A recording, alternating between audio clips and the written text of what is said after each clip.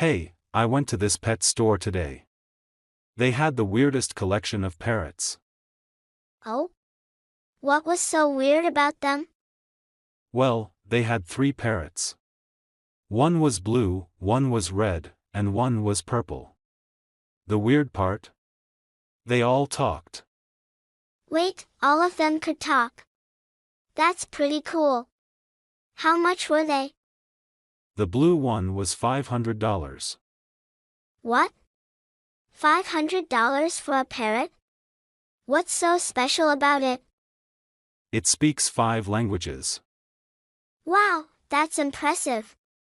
What about the red one? That one was $1,000. $1,000?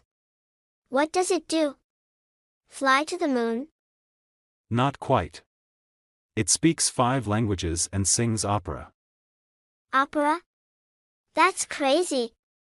And what about the purple one? How much was it?